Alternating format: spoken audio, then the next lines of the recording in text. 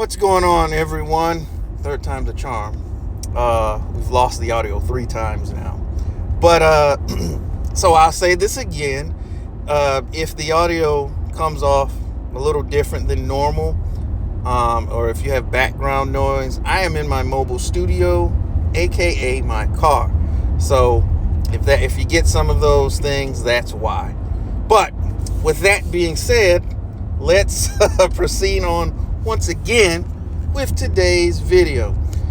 For nearly the last decade, at least since 2016, the media arm of Clutch Sports, aka the La Media, has used a brute force attack in order to convince the sports populace that LeBron James is the greatest basketball player of all time. It's an example of, I want to say, was it Himmler that said it? If you say a lie loud enough and long enough, the people will believe it. And that's been their MO, using a variety of thinly veiled, easily debunked talking points in order to try to make their already flawed argument.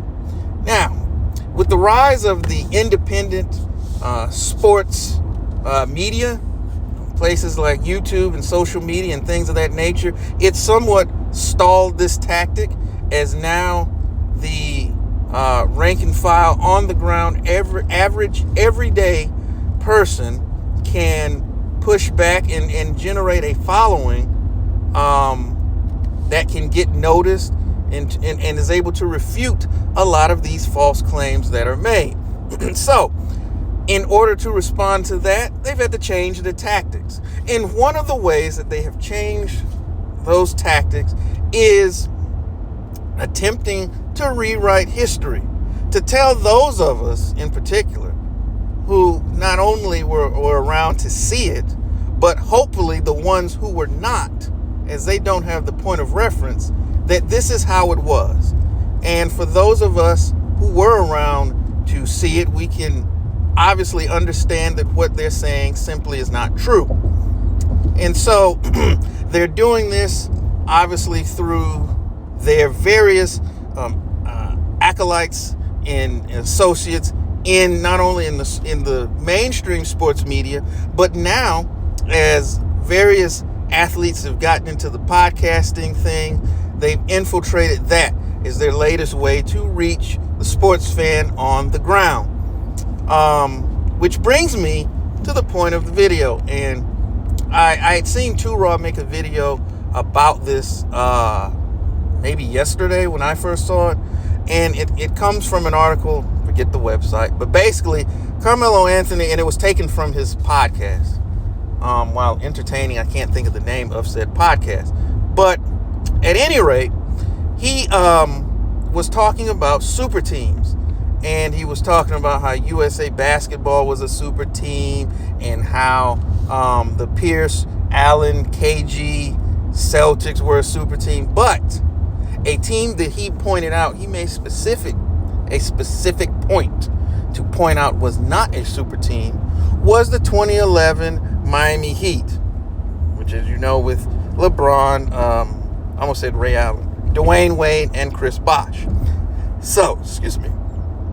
Without further ado, I'm going to let you hear his comments, and you can hear what the man himself had to say about super teams. So here is Carmelo Anthony giving you his take on super teams. It was Bron that started it. I happen to believe, or my personal opinion, it was KG, Pierce, and Ray Allen in Boston. To me, that was the original super team. But it used to be 3 guys, you know what I'm saying? And now it's starting to seem like it's more like duo orientated, where it's like, you know, you got Jokic and Jamal Murray, you know what I mean? You got KD and Book, you got Julius and Brunson, superstars, you know what I'm saying? PG and Kawhi, you know what I'm saying? And it's like, before it felt like you needed 3 dudes. Now it feels like you need 2 and like a solid supporting cast. So like if I'm the GM, I don't even know how I'm doing this now. Like you done did it. You know what I'm saying? Like you've been in it. You've been Yeah. Trade talks involved in roster movement. You was the guy with the white hat, so you had a say in who's coming in and who's going. How are you? I building didn't have team? a say who was going, but I feel what you're saying. Go ahead. Go ahead. So how would you like construct a team? Is that first of all, is that era over? Of like the Super three team? guys, the super team era. Is that shit a wrap or? I think, you said a lot, which is interesting. Like super teams to me, like USA was a super team, right? Like that's like those are super teams. That's crazy, dude. That's like the Yeah, Avengers. like 04 Lakers was a super team, right? Even though it didn't pan out, but they was a super team. On paper. Shaq, Kobe, Gary Payton, Carmelo. Like they were like, that's a super team. Boston was a super team. It wasn't no big three. Like they were a super team. Paul Pierce, KG, Ray Allen, Rondo. Anything more than 2 or 3 is a super team. You get what I'm saying? Yeah. Miami didn't have a super team. They had a big three and a great team. Yeah. They was a great team. They had the big three. So super teams for me is very hard to talk about like super teams because today is no super teams. Right. The super teams, it only is one super team in the NBA, and that's the Clippers. Oh yeah. Because of what they have. Because they got a bunch of dudes that was on the top. Bro, you got 4 of the best players of all time in NBA history on one team. So yes, you are a super team. There's no duos. There's no PG, Kawhi, Russ and James, or Russ and PG. No, it's we all together. They got 2 duos on one team. We all got to figure this shit out. So that's the only super team that I think. Now there's great teams, right? Right. Denver is a great team, right? That's a great team. And then you have good teams, and then you have solid teams, and then you just have the teams that's like teetering, whether they want to take that next step to win and go get a couple players, or they just going to play. All right, so there you have the comments of Mr. Carmelo Anthony. And though I typically with his basketball takes, I do find myself in agreement with things he's had to say in the past. And to be honest, some of the things that he said on this one are not completely outlandish. Like, for instance, if you want to say that Team USA is a super team in the sense that you are bringing together the creme de la creme, if you will, of the talent in the nation, the best of the best. Okay, I can get with where you're going with that. If you want to say that the 2004 Lakers were a quote unquote super team, at least in terms of name brand guys, then yes. But, we know that Karl Malone, although he was still playing at a pretty high level, that ultimately was his last year in the NBA. Gary Payton played for a couple more years, went on to win a championship. But even with that, the primary drivers behind that team were Shaq and Kobe. Even Shaq still at that point. You want to talk about the big three in Boston.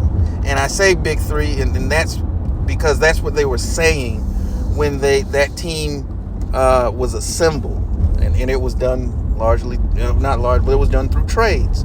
Rajon Rondo at that time was not seen as equal, not only on equal footing with those guys, as they were all perennial all-stars, had been first-team NBA guys, had done all these amazing things on an individual level.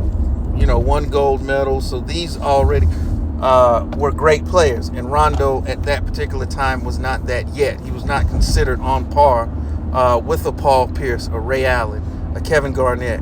Secondly, when that team came together, all of those guys were at or past the age of 30. KG came in 95. So at that point, that was in 12. So I think he would have been 30. Both Pierce and Allen, I think Paul Pierce came in 98. 98 or 99 was his rookie year, and he stayed at Kansas I want to say for 3 years. So, and Ray Allen came in 96, and I think he left UConn after his junior year. So all of those guys were, like I said, past 30 and approaching, or, the tail end of their prime, or there at that particular point in time. So the difference between that and the 2011 Heat is when those guys, and I'm speaking of Chris Bosh, LeBron James, and Dwayne Wade, all of these guys, one, they're in the same draft class, but two, they were all in the middle. They were in the heart, particularly as it relates to LeBron and even Bosh, because they were close to the same age, in the hearts of their prime. Okay, so this is not, a bunch of 30 and up guys getting together. These were guys who were in their prime and had essentially colluded to make it happen. And the fact that so many fans, and we later found out players around the league, didn't think that was fair of those three guys at that time to be getting together. They were, in fact, being called a super team. Okay?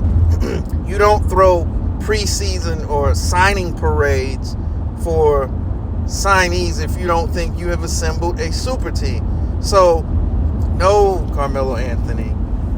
The 2011 Heat were, in fact, a super team, and anybody who was around at that time knows it. Now, I know that LeBron is your guy, allegedly, and that this is parroting in a lot of ways the sentiment that he said on his podcast weeks earlier, where he said that the 2011 Heat were not a super team, and then he went on to say that the team was not enough to win the 2011 finals, which anyone who was around back then knows that is a bunch of balderdash, straight up and down.